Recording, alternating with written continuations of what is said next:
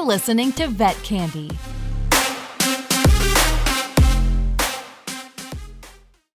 This show is brought to you by 21 Scrubs, stylish scrubs for modern healthcare. Check it out at 21scrubs.com.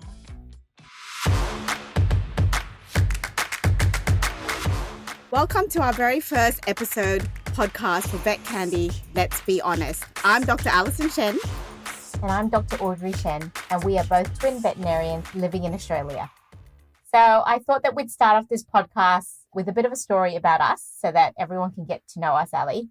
And maybe we go through our journey from the very beginning. Yeah, I think that's a good idea, introducing our journey, where we are today, and how we got here, because it has been a little bit of a challenge, both balancing personal and professional life. And we definitely have quite a colourful journey to date. Yeah, and I guess from the very beginning, since we were young, we both always wanted to be vets. I think when anyone asks us that question, like why we became vets, it's just a weird question to answer because there was never any other time that we wanted to be anything different. So from when we were young, we would go and find insects in the garden to repair and help and do surgeries on. You know, we'd talk about what type of vet we wanted to be. So I guess from school, when it came time to picking our subjects for university, we were just going to go into vet school. And lucky enough, we got in and we got into Sydney University. And from there, we graduated, I think, in 2005. Was it, Alison? Yeah, 2005 we graduated. And actually, we should probably mention we were actually studying in the UK first and actually went to Sydney Uni just to attend vet school. So that was a bit of a journey. We flew all the way from London to Sydney, Australia, by ourselves, no parents, stayed by ourselves for the first time, had to fend for ourselves. And that was a challenge in itself, getting through 5 years of vet school in a new country, no family, new friends. But we made it through. And I think one of the benefits about being identical twins is that, you know, we always have each other through life and as well as through uni and work. Yeah, and I think anyone who's done vet school knows how difficult that is. I mean, there's moments you want to give up. There's moments where you just feel like it's too difficult. So definitely having us together was a big help. And I think that got us through a lot of difficult times, especially in our first years as a veterinarian coming out of vet school. Oh, I definitely remember ringing up our parents every end of year exam going, I quit. I'm not going to pass. I'm going to quit. They'd say, if you fail the subject, you can quit. And then we didn't fail a single subject, did we? We never failed. And also we should mention one of the good things about being twins. At that time, going to uni, nothing was digital. You had to go to the library to actually get the text and sit there and photocopy pages and pages that you needed for the assignment.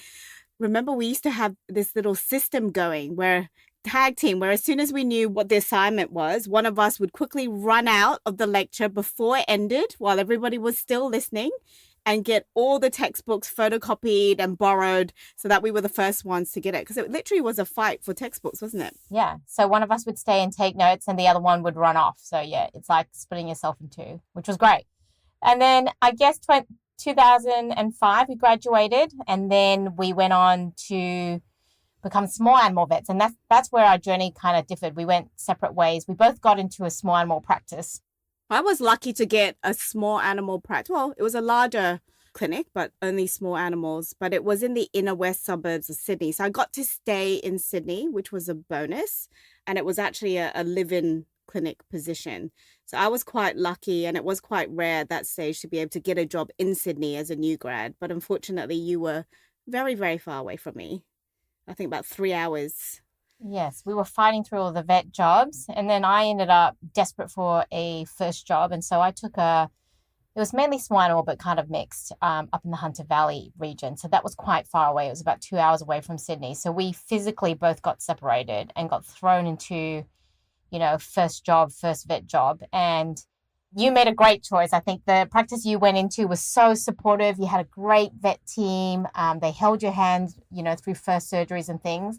And I could not have got more of the opposite. Like, it was a very unsupportive practice.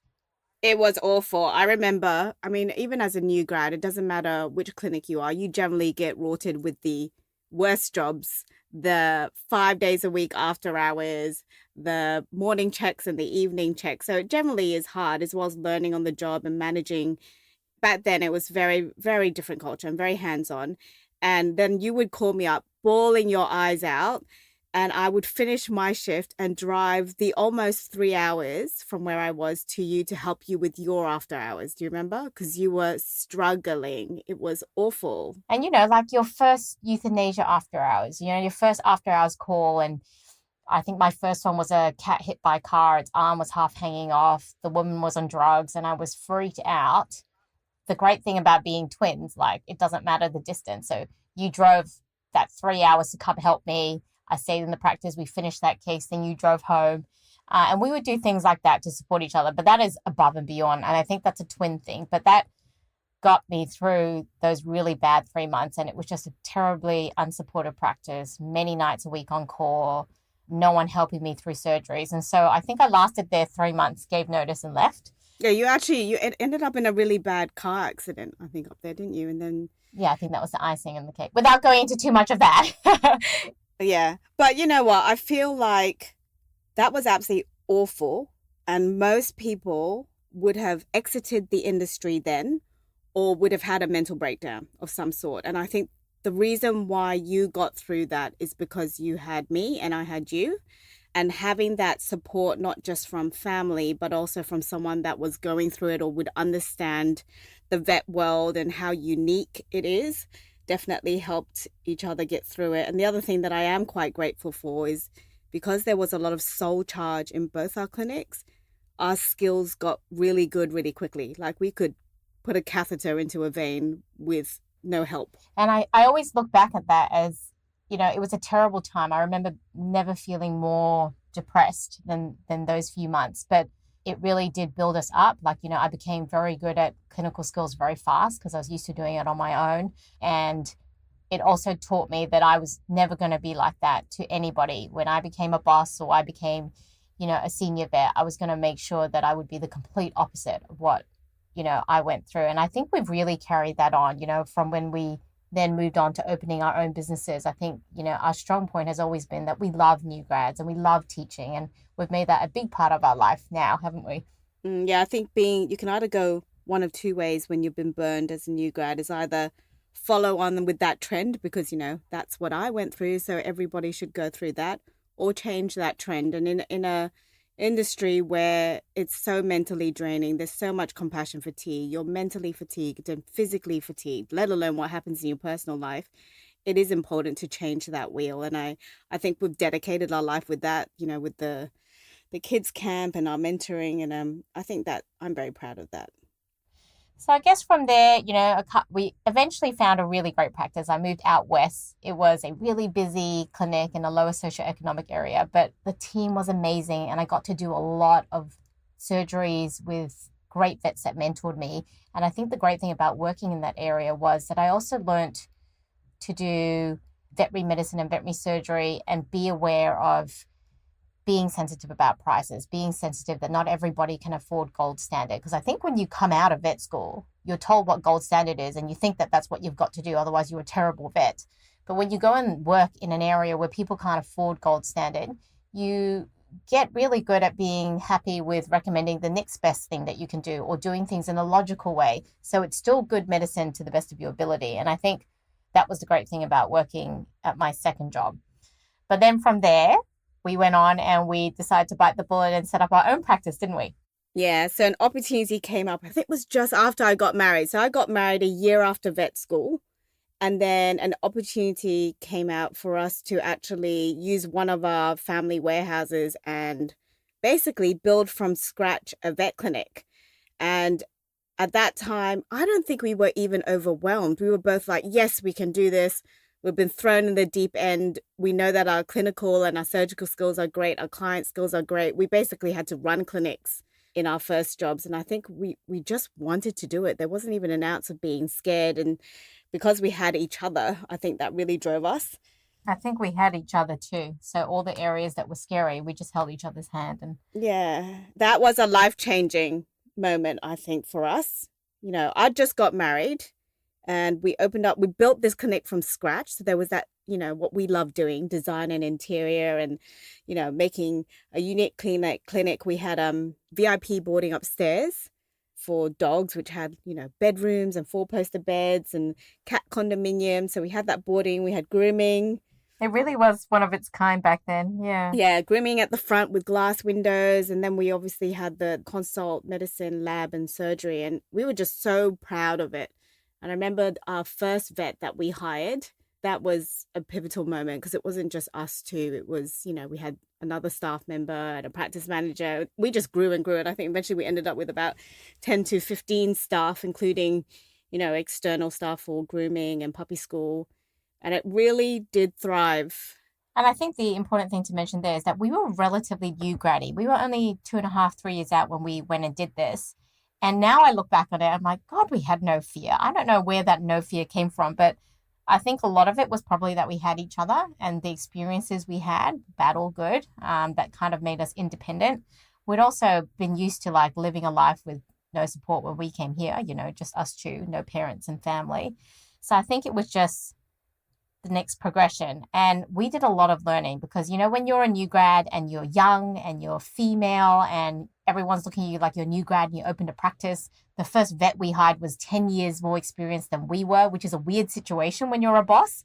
You have to kind of grow within yourself because not only do you have to make sure that you can try and get respect from your staff, even though you're less experienced than them, you also have to try and convince, our new clients that we knew what we were talking about, that we could run a business. And we also looked really young back then. It's good Asian genes, but, we also looked really young. And people used to go, are you the nurse? And we're like, no, we're actually the vets. And actually we're the owners of this practice.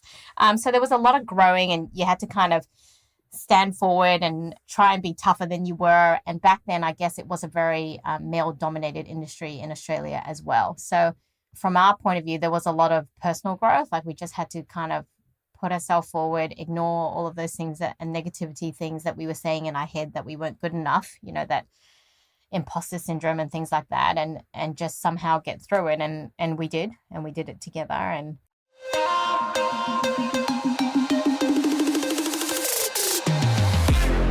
We'll be right back with more Vet Candy.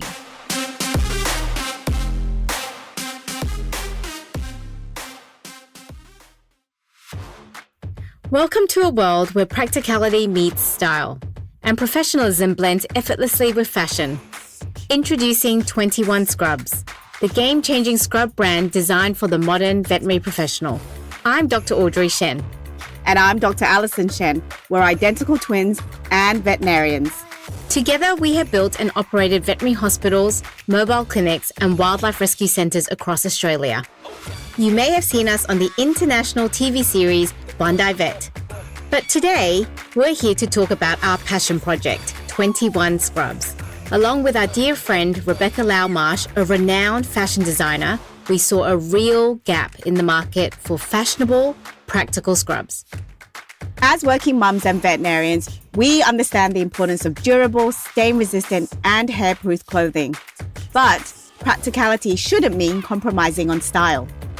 We wanted to create scrubs that transition seamlessly from the exam room to lunch with friends to picking up the kids.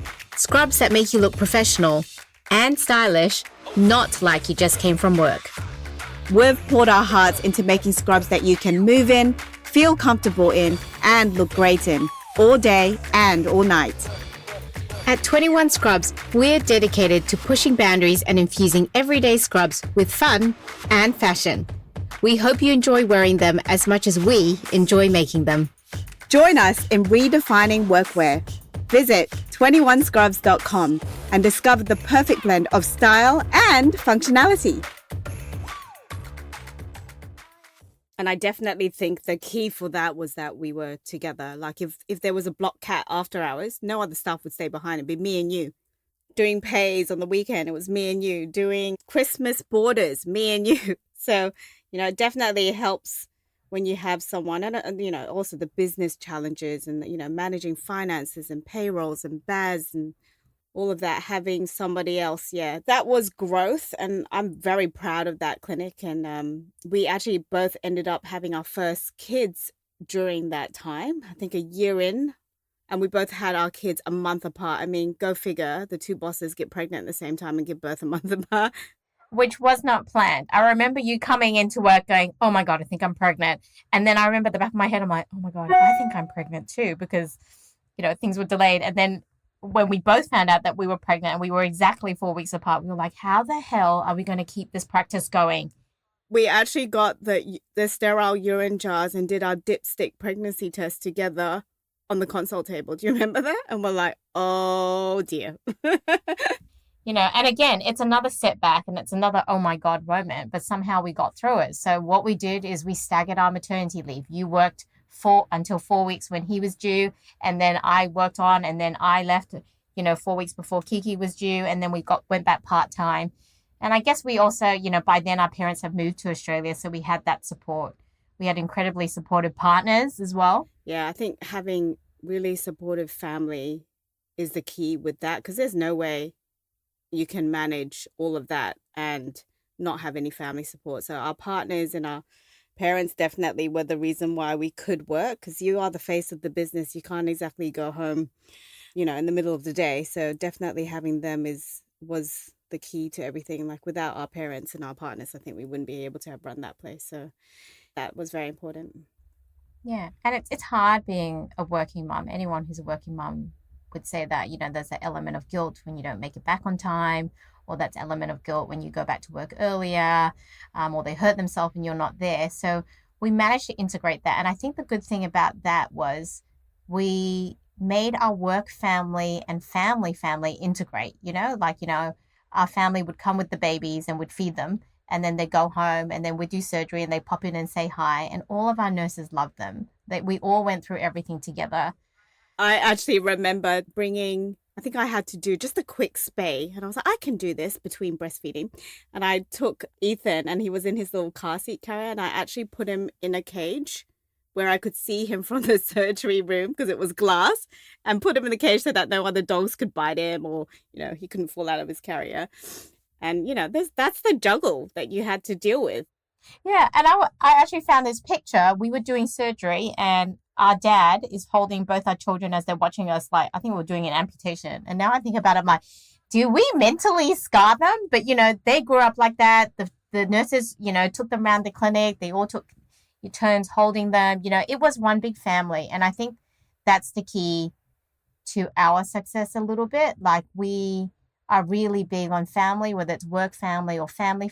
When you spend so much time at work, you've got to make it feel like family. Otherwise, you won't want to be there. And you're still going to feel guilty because that's what mums do. And you're still going to feel like you're missing out because that's just part of being a working mum. But when you can integrate that, it doesn't feel so bad. And then you feel like, when you walk out that door and you're going to work, it's for a reason, because everybody understands it. Yeah, if you're going to spend that much time away from your kids, you got to make every minute count. I think you always say that. A friend of mine actually said to me the other day, I was feeling guilty that I was bringing my children into work, because I work one late night and I have to bring the kids to work. And I'm like, oh, it's 8:00, they haven't showered and got the last consult, and, I'm getting them bubble tea on the way as a thank you. I feel guilty.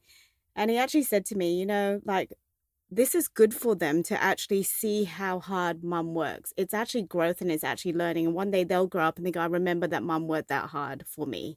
And as much as you feel guilty, it instills growth. And I remember watching our parents work hard and going, that's how I want to be. That's my values. Yeah. I actually saw a study on that where I can't give you the details, so don't quote me on it, but they did studies of children that were raised by really hardworking parents. They were doing similar things like juggling them, bringing them to work, doing this whole village raise as a family. And those kids ended up being much more successful, much more grit, more likely to own their own business and balance work life. Yeah, because they saw their mummy do it. And I think I always tell myself that, and I do think it's true. And we both had really hardworking parents as well. And so obviously that's passed down. Yeah. And, at the end of the day, that gives them that hardworking ethic, and that, women can do it too, particularly with our daughters. I'm going to be proud of that. Yes, they don't get to go to art classes after school because they have to come to work. But, what kid gets to go and see 100 animals a day and give them cuddles? That's also unique. So, you got to see the positive in working. Yeah, so that was Happy Tales. And we ended up selling that, I think, in 2013. And then around that time, we'd actually opened up a new business because we were playing with the idea of mobile vet business. And we could see that growing demand. The hub and spoke model. We wanted to bring more customers in. And so we wanted to find a way to bring more customers in that were slightly out of the local perimeter. But we also loved the idea of mobile vetting because of people asking, people were always calling saying, can you come to the house? But back then it wasn't feasible because you'd be taking the vet away from the practice. So there's no vet in the practice. And, you wouldn't be able to bring, a complete service. You'd only be able to bring a few drugs and it probably isn't the right one. And so a lot of back and forth and wasting of time. But we really loved that idea. And somehow we came up with the idea of opening up a mobile clinic. So essentially a van that stepped out to be a consult room, a pharmacy, and a lab. And we basically brought that to the client's house. So we felt like we were bringing a premium service. We were bringing the consult and pharmacy to that client. So we weren't doing not premium vet service. We were doing good medicine just like we would at the clinic. And then if anything needed procedures or surgeries, we would then transport them back to the clinic. And there comes your hub and spoke model where we're actually getting business in from slightly outer areas. And if they're happy with the service, they keep coming back. And that worked really well. And it started around the time that we decided to sell the practice. And there was many reasons why we decided to sell. And to be honest, a lot of that was what was happening in our personal lives. So, and I think we thought that model would just bring in extra income. It would be cater for clients that actually could not physically come into the clinic, elderly, disabled, mums with kids.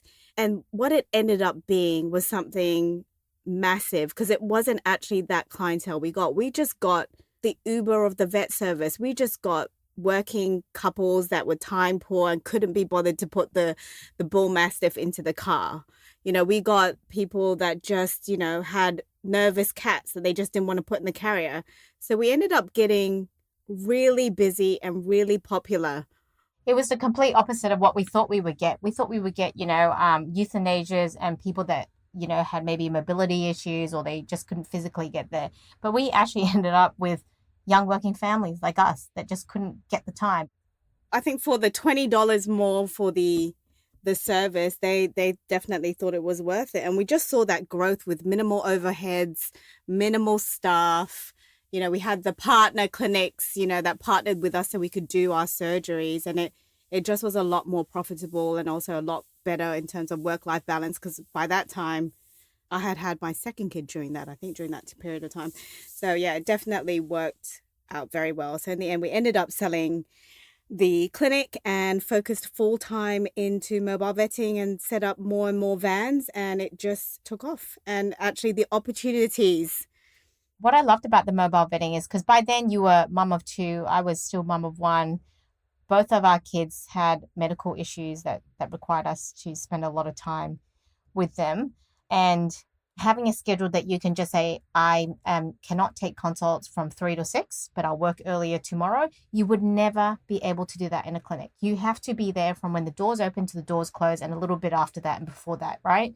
And you couldn't just block off. Whereas with mobile, you can. All your nurse has to say is that we're not available for consults that time, but we are available a bit earlier tomorrow. And so all of a sudden, the flexibility, and it was just such a life-changing thing. And eventually it ended up getting so busy. We expanded our team so fast that I think that we realized this little side business model was actually going to be a business in itself. And so that grew massively and even grew further when COVID hit. And all of a sudden, you couldn't go to the vet clinic. Our mobile vet service tripled or quadrupled in business because we would basically go to the client's house. They would pass the dog or cat outside the door, and we would basically see that dog or cat in the van and have the video call on. So we were still offering a home service where the client didn't have to leave the house, but we didn't put ourselves at risk because we just brought the animal into our van just outside their house. It's essentially bringing the vet clinic to you, really. And what we didn't realize about this business is the opportunities of where it would take us. And from there, we got approached by several TV shows to showcase the mobile vet. And obviously the one that's really popular is Bondi Vet. What we really loved about the Bondi Vet concept was that it was showing other veterinarians as well as, clients, the life of a mobile vet. It was no longer a vet in his car with minimal or basic medicine in the boot of his car, carrying in a little suitcase. It was actually really gold standard vet clinic-like service that we brought to them. And also women in business, showing the balance, and obviously being able to have the most amazing lunch spots around Sydney. We'll go to the beach at lunch. We have our little bikinis under our jumpsuits.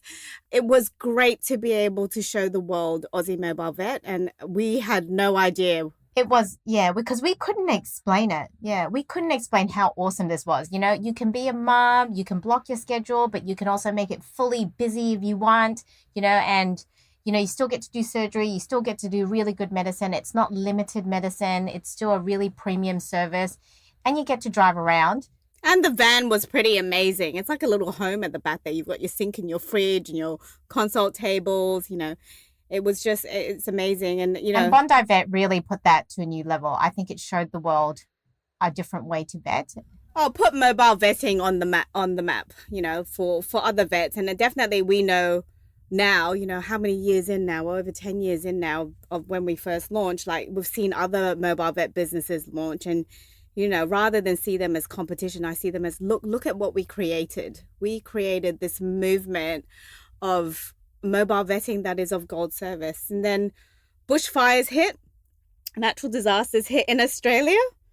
You mentioned that the mobile vet brought lots of opportunities. And again, like everything happens for a reason. So remember, we did Bondi Vet, and we also got the opportunity to present at a kids camp called Future Vet Kids Camp. And they were really interested in, us coming along to talk about women in vet, but also running a mobile vet clinic that was so unique. And so for a couple of years, we were presenters at this kids camp, a vet kids camp, and then eventually got the offer to buy it. And so we bought that business and expanded it across Australia. It now runs in 3 states, and we've made it really unique towards us. These kids get to go into a vet clinic, see all the wonderful things that we do. They get to come into surgery. We cater for all ages. I think it's 9 to 16. There's 3 different age groups. We've got kookaburra groups, wombats, and juniors. And it's not just vet that we introduce them to. We introduce them to the world of working with animals. So especially the younger kids, we introduce them to groomers, wildlife carers, marine biologists, all different type of professions, dog trainers, behavioralists, specialist surgeons. And, just if you know that you love animals, and we always say those animal loving kids are just unique. They have the biggest heart. You can spot them from a mile away. There's just this connection, and it's this camp full of like-minded animal loving children. And they just make, these kids have made lifelong friendships. We've seen kids come from when they're wombats, 9 years old, all the way up to when they're juniors, and Audrey teaches the junior vets, and they're still in the same friendships, and they've gone to vet school together or become vet nurses together. Those type of children are, they're the ones that are going to change the world. They're the animal loving kids.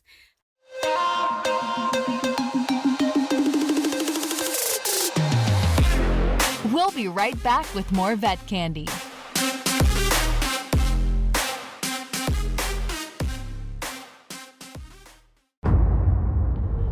I don't know who will even read this. I guess someone may find these notes eventually, maybe years from now, if there are any survivors. For the record, I didn't think doing someone a simple favor would result in me standing here on the roof of my practice praying to be rescued. Kyra, are you okay? You're bleeding. It's okay. He didn't mean it. He was scared, and I probably just scared him. Look, just a tiny scratch. I'm here in Riverton, where a series of aggressive dog incidents has the community on edge. Over the past few hours, multiple residents have reported being attacked by what appears to be a pack of dogs. The injuries vary in severity, with some individuals requiring medical attention.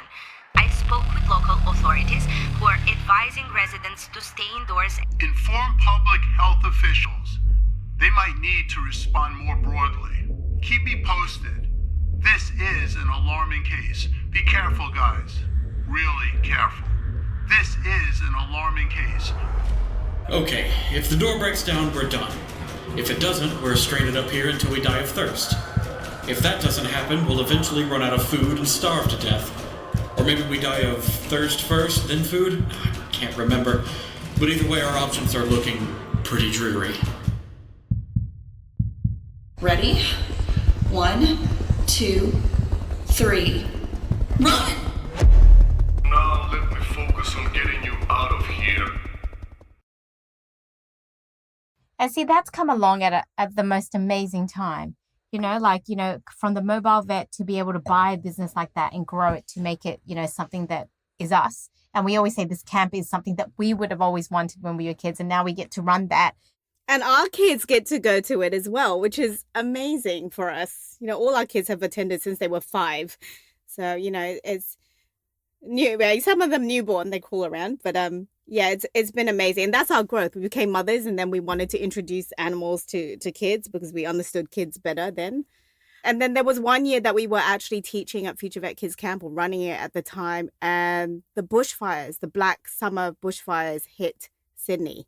And we actually had a wildlife organization come in at that time. And after their talk, they actually approached us about helping out during the bushfires, because we had this well-equipped mobile vet van that was able to go straight into the fire zone and be able to help the wildlife that were severely burnt, whereas nobody else could get into the fire zone. And I remember we sat there after camp. It was graduation. There was a few vets there that were helping with the camp, and we sat there and we go, let's go, we can do this, let's go. And so we quickly put a team together. We finished off the camp, we had our after party, and by 4 a.m. the next morning, we were in our van driving to the fire zone, and we had to do our fire training.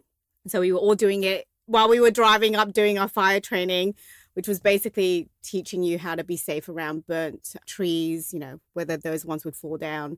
And then we started the bushfire work, and where that took us, God, the journey from that to where we are now was all because of those bushfires.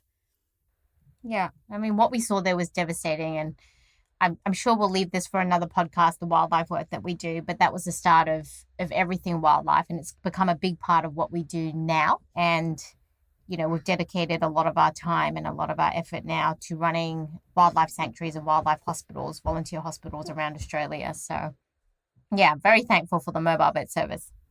And I think the important thing was that we weren't actually wildlife vets to begin with. We were small animal vets. So having to learn kangaroo and wallaby and wombat anatomy on the job was challenging. But, you do what you have to do. The basics are there. And it kind of proved to me as well, personally, as a vet, that with our profession, we can do anything. You may have graduated and chosen to go down the small animal vet stream, but look what you can do. We're now treating wildlife and opening wildlife hospitals and helping out wildlife sanctuaries. We've run a camp for children about vets and animal professions. We opened a mobile vet. The journey that being a vet, or that having a degree as a vet, where it will take you is just endless. And I think that's what I've learned. And I guess we always say this to the students. Yeah, we say it to students, like, if the going gets tough and you think that you've lost the love for your job, you're finding it hard to love being a vet, there are so many avenues you can go. Teaching Future Vet Kids Camp, I can see that, all the different animal professions you can just integrate into.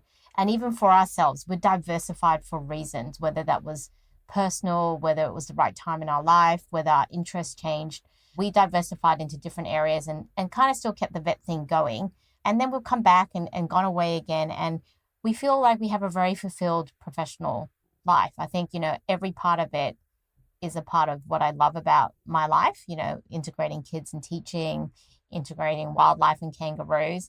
And I guess probably a good time to mention how, Alison, you went away and did a bit of pet insurance for a while. I actually delved into the pet insurance world. One, because I'm one of those people, if I don't understand something, I'm going to go do it so I understand it. And pet insurance in Australia then was pretty new. And I was very frustrated as the vet, having to send the vet histories, write letters about why something shouldn't be considered a pre-existing condition. And I just didn't understand how it worked. So, when I look at everything that I've done during the vet profession, it's always been a significant pivotal point of my life of why I did it. And at that point, I was suffering from severe compassion fatigue. There was a lot going on in my personal life. I just had my second kid and she was born extremely early. She was born 3.5 months earlier than she should have been born. So she was in hospital for 3.5 months on ventilation. And it really woke me up to, I need to balance my personal and professional life. And nothing that I do is worth sacrificing at that time, the life of my family. You know, having to possibly say bye to your child 5 times and know that you may not ever be able to take her home, sitting in a hospital while doing payroll and managing that, nothing wakes you up faster than something's got to change. I think at that point in my life, I really wanted it to change. So I took a break and I wanted to work from home. And who thought a vet could work from home? It's impossible, right?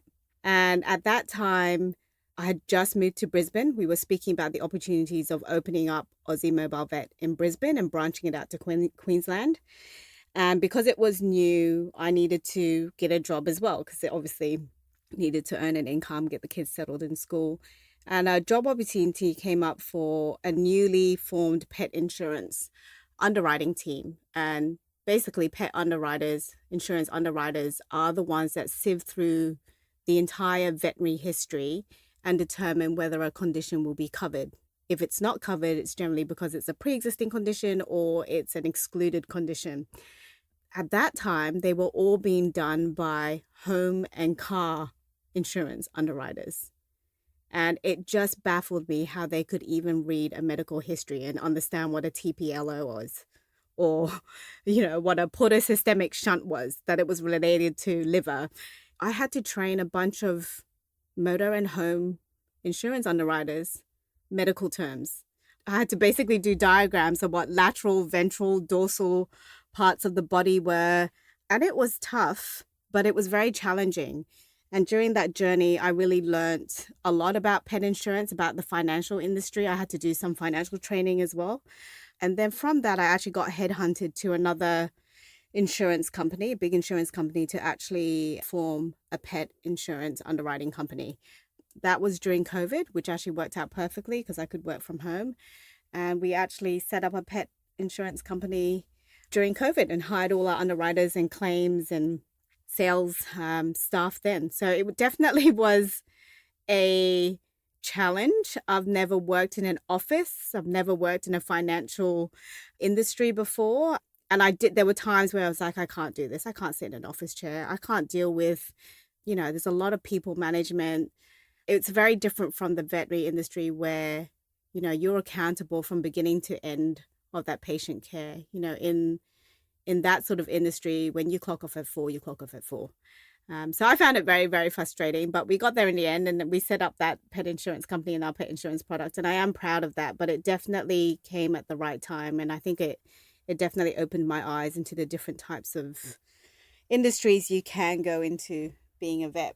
So that was my little spurt, lasted about 2 or 3 years. And at the same time, we grew the Queensland Aussie Mobile Vet business. So that definitely was killing 2 birds with one stone at that point.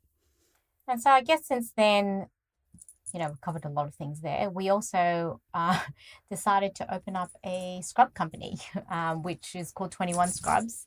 And that was completely left skew because I think it was in the middle of that COVID craze. I think it was just before COVID, wasn't it, that you approached Rebecca? Just before COVID, I was having lunch with Rebecca, and she is a fashion guru friend. She is big in the fashion world. She's sold 2 fashion businesses. She's really good at what she does. She knows the industry inside out. And we used to always go for lunch and have these business lunches where she'd tell me everything that was going on in her business world, and I'd tell her everything going on in ours, and would throw ideas. And one lunch I was like, you know what? We need nice scrubs. I mean, I'm sitting here in the most disgusting looking scrubs and you're looking like amazing. I look like I've come in my pajamas, and I can tell myself it's because I'm a vet. But really, I feel pretty bad sitting in this nice restaurant. And going to school pickup like that was awful. I found that the most awful thing, like going in like baggy clothes. Yeah, it's not enough to say I'm wearing this because I'm a vet and I'm a doctor. You still feel pretty bad because you look pretty bad, and it smells and it's greasy and it's covered in hair. So I said to her, look, I'm trying to find some really nice scrubs. And at the moment, I can only find some really nice beauty scrubs in America. And then she was like, well, we should make some. And so then we kind of left that alone and we had a laugh about it. And then COVID hit and we went a bit crazy. And she called me up. She said, Audrey, do you want to do the scrub thing? Like, Ali, let's do it. Like, why don't we, now we have a bit more time on our hands. And we actually had this bank of ideas of designs already. Because, being a mobile vet, bending down, standing up, jumping in and out of van, hopping over we already knew what we needed in terms of design. And we knew the qualities we needed and the style we needed. And we also knew that, we're a profession that people trust. We do surgeries on animals. People trust us with their animals' lives. And we walk out into the public looking like we're in pajamas. I mean, how we look does not match how important we are as vets. And I think that was where we really wanted to change. We do deserve to feel good. When I pick up my kid from school or I want to quickly duck out and get a dinner, I shouldn't feel a bit embarrassed that I'm in scrubs. So if we could integrate something where you looked good, it didn't look gross, it didn't crease, it didn't have hair stuck into it, it was a bit more fitted to show that you had, a feminine figure. I think that was, she brought a lot of those ideas and we just started sketching. Then we got in contact with some of her fashion contacts and found material that was hairproof, waterproof, all these things. And it just got so exciting. And when the lockdowns happened and they loosened up the laws and we could go over to each other's house or go on Zoom. You would FaceTime me at that time. Because you were in Brisbane and me and Beck would be getting drunk at home, trying out all these, putting tomato sauce on each other, putting soya sauce on each other. They would be in Audrey's kitchen, throwing soya sauce, tomato ketchup, sriracha sauce, mayonnaise on all these fabrics in Audrey's kitchen counter. And I'll be on Zoom laughing my head off, basically just testing the fabrics. Yeah, and it was a bit of fun. We have not done product industry and there was so much to learn. We're a service industry, profession. And so there was a lot to learn about quality control, how you do design, the setbacks with, timings and manufacturing. And that was exciting because we love to learn things that we don't know. And it's really interesting to hear how different industries work.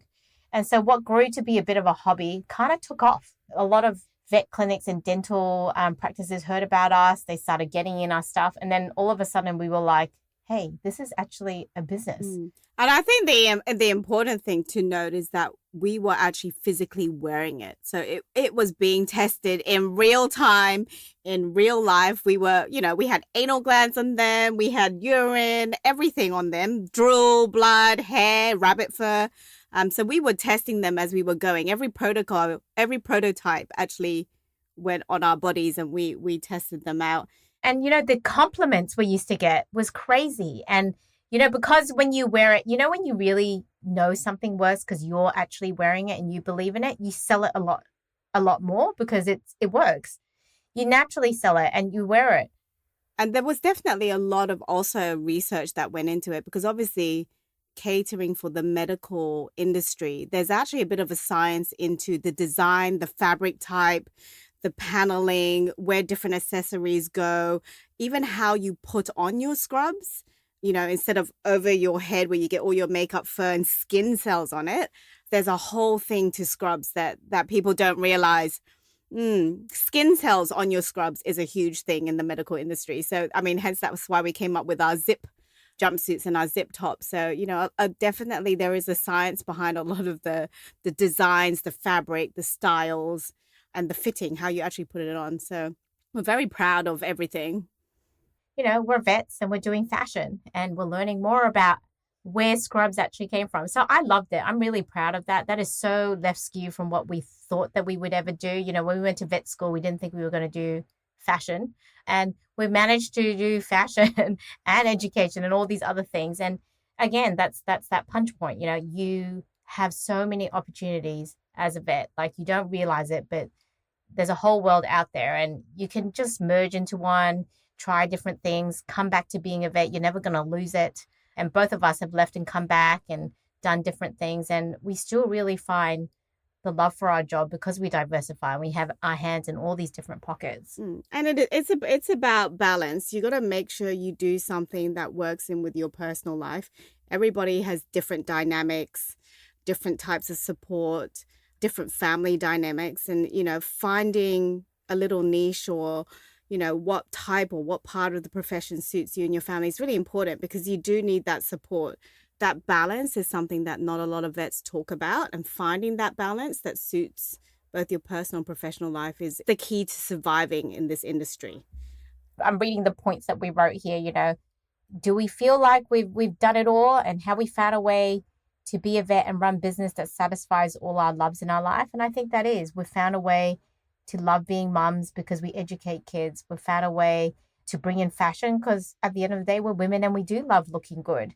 And we've also found a way to treat different kinds of animals like wildlife. You're now doing an acupuncture clinic because that's the big love of your vet life.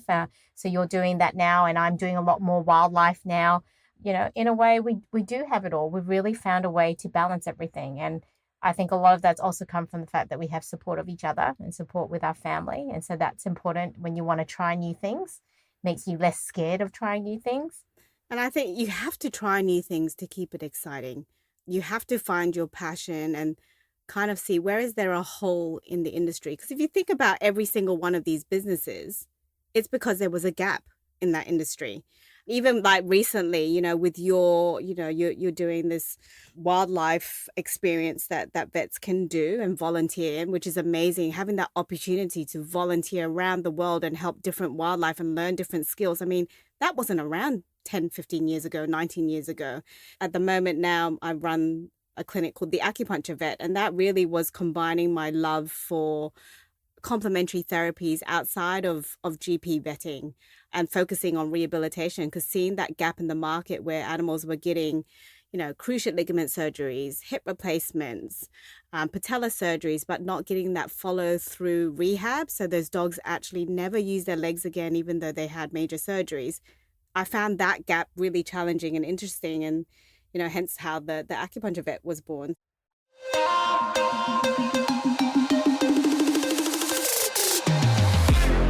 We'll be right back with more Vet Candy.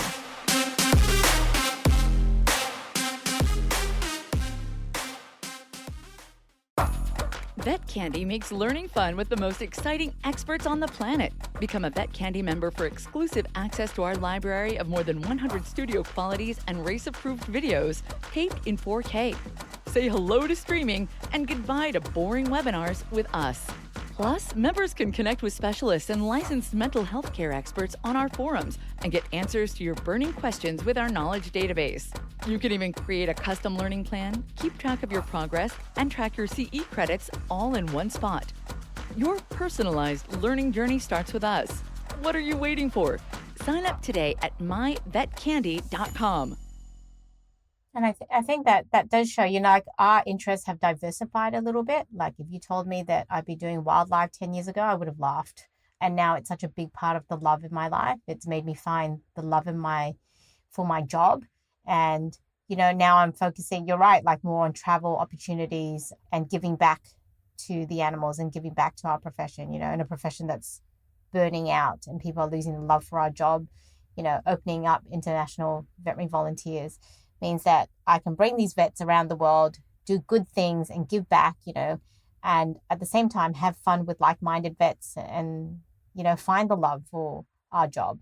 And so it's going to change. Probably in 5 years' time, we'll find another love and we'll go pursue that until we basically, our bodies can't do it anymore. Yeah, but you got to find the heart love or the, you know, like I always call Possumwood, which is the wildlife sanctuary that we have, the wildlife hospital, the heart work. Because in this industry, yes, we do cuddle animals all day, but sometimes you do lose that passion. Like you do forget why you're doing it for, because it's not a profession that we always get acknowledgement or, you know, a pat on the back for saving a life. But when we do our wildlife work, it doesn't matter if we're working till 10 p.m. and then we get a call to go out to get a fence hanger. You know, we still do it because the drive that makes us stay up to midnight is the heart work. I mean, last weekend, we spent the whole weekend, we didn't get back till like 8, 9 o'clock. And my nurse turned around to me and she goes, why do we do this? I'm like, I don't know. Because we never do it in GP world. I know. Why do we do this? It's like 11 o'clock at night. We're having dinner. And we were driving back and we drove through the sanctuary. And we're like, God, this is a beautiful place. I know why we do this. We do this because every life is a life worth saving. But also, you know, when you do it and there's no pet parent involved and there's no money involved and you're doing it because they've got no other chance but you're going to make a difference whether it works or it doesn't. I think there's just some sort of amazing feeling that comes from that. And if we can pass that on to other vets with this volunteer opportunity and they can feel it too, then it's amazing. We've helped another vet. It's a profession that really needs help. We need to find the love for our job. And I think both of us are really lucky that we have. Well, I think, we want all vets to succeed. It's an industry that it's got a very high burnout rate, a very high suicide rate, a very high mental health rate. So, anything we can do to help. I mean, we've all been there, been at the bottom and had to find the way up. So, I think this is really important. And I love this last little point that you have put on here. You can make a business out of anything if you have the passion. And that your favorite line, and I think this is in your dining room, isn't it? Yes. So so we made some notes and I put these points together and yes. Yeah, I know. And some of them I'm reading them and I've forgotten the journey we've been on. I've forgotten sometimes, we've been in the industry for 19 years. We're in our 40s. We've had kids and everything. You forget the journey, how hard it was. But always learn to dance in the rain. When we walk out the door and we leave our kids to go to work, it has to be for something worthwhile. And that's where every minute away from your family, you got to make it count. Always find the love in your job, and every life is a life worth saving. So I guess that's the end of our podcast. Until the next time, I hope everyone had fun listening to our journey. Mm-hmm. I think that's a great introduction to where we are.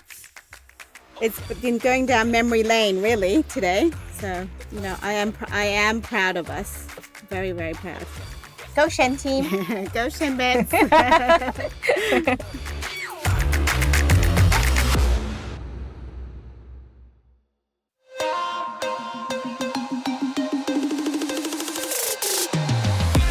It's Vet Candy. Vet Candy. It's Vet Candy Radio.